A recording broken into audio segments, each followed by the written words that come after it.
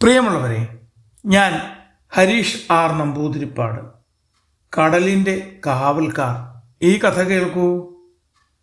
അനന്തവിശാലമായ നീലക്കടലിൽ വർഷങ്ങളായി ടുട്ടു എന്ന കടലാമ സന്തോഷത്തോടെ ജീവിച്ചിരുന്നു.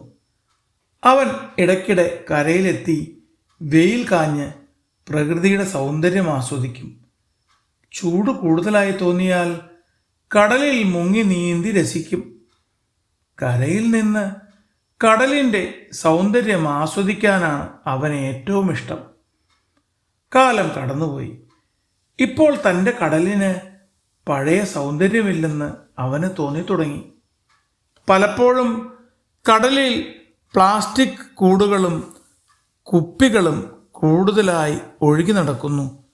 ചെറിയ മീനുകൾക്ക് നീന്താൻ പോലും വലിയ ബുദ്ധിമുട്ട് അനുഭവപ്പെടുന്നു. മനുഷ്യർ വന്ന് കടലാമകളുടെയും ഞണ്ടുകളുടെയും വീടുകൾ നശിപ്പിക്കുന്നു.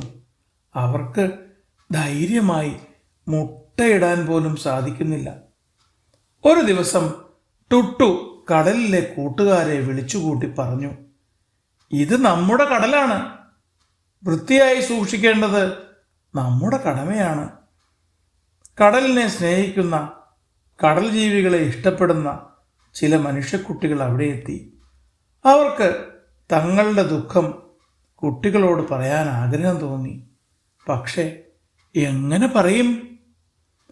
ആമക്കുട്ടികളും ഞണ്ടിൻ കുഞ്ഞുങ്ങളും ഓരോരുത്തരായി തങ്ങൾക്ക് പറ്റുന്നതുപോലെ ചവറുകൾ കടലിൽ നിന്ന് കരയിലെത്തിച്ചു. അവർ ഒത്തൊരുമിച്ച് പതിവായി കടലിൽ നിന്നുള്ള മാലിന്യങ്ങൾ ശേഖരിക്കാൻ തുടങ്ങി. മീനുകൾ, ഞണ്ടുകൾ, നക്ഷത്ര മത്സ്യങ്ങൾ എല്ലാവരും ഒരുമിച്ച് ചേർന്നു. ഈ നീക്കം കുട്ടികളെ ആശ്ചര്യപ്പെടുത്തി. നോക്കൂ കൂട്ടുകാരെ, ഈ ജീവികളുടെ ബുദ്ധിയുണ്ടോ? അവരുടെ വാസസ്ഥാനം വൃത്തിയായി സൂക്ഷിക്കാൻ എത്ര കഷ്ടപ്പെടുന്നു. കിച്ചുമാൻ കൂട്ടുകാരോട് ചോദിച്ചു. ശരിയാണ് കിച്ചു, നമുക്കവരെ സഹായിച്ചാലോ? അപ്പു പറഞ്ഞു. അവൻ പ്രത്യേകതരം കൈവലകൾ വാങ്ങി മാലിന്യം പിടിച്ചെടുത്ത് കരയിലെത്തിച്ചു. കുഞ്ഞുങ്ങളുടെ പ്രവൃത്തി കണ്ട് മുതിർന്നവർ ചിലരും അവരോടൊപ്പം കൂടി. ഈ നന്മ ചിലർ പകർത്തിയെടുത്ത് നവമാധ്യമങ്ങളിൽ പങ്കുവച്ചു. താമസിയാതെ പത്രമാധ്യമങ്ങളും ചാനലുകളും കുഞ്ഞുങ്ങളുടെ നന്മ ഏറ്റെടുത്തു. കുറച്ച് ദിവസങ്ങൾക്കുള്ളിൽ കടൽ വീണ്ടും നീലയും വൃത്തിയുള്ളതും ശുദ്ധവുമായി തീർന്നു. ഏറ്റവും മികച്ച പരിസ്ഥിതി പ്രവർത്തകർക്കുള്ള ദേശീയ പുരസ്കാരം കുഞ്ഞുങ്ങൾക്ക് നൽകാൻ തീരുമാനമായി. അധികാരികളുടെ അറിയിപ്പ് വന്നപ്പോൾ അവർ കടൽ ജീവികളെ നോക്കി പുഞ്ചിരിയോടെ പറഞ്ഞു, ഏയ് ചങ്ങാതിമാരെ, നിങ്ങൾ മൂലം ഞങ്ങൾക്ക് പുരസ്കാരം ലഭിച്ചു. തലസ്ഥാനത്ത് പോയി പുരസ്കാരം വാങ്ങി മടങ്ങി വന്നാലുടൻ നിങ്ങളുടെ അരികിലെത്താം.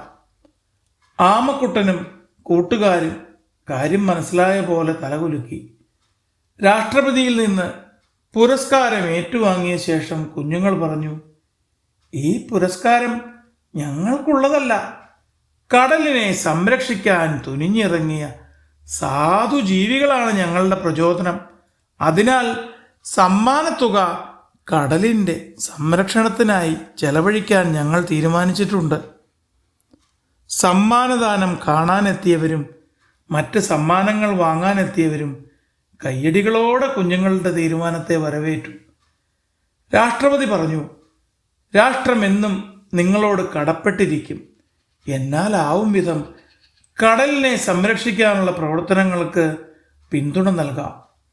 അത് കേട്ട് കുഞ്ഞുങ്ങൾ വിനയത്തോടെ തലകുനിച്ചു. അപ്പോഴും ആൾക്കൂട്ടത്തിൻ്റെ കരഘോഷങ്ങൾ മുഴങ്ങുന്നുണ്ടായിരുന്നു.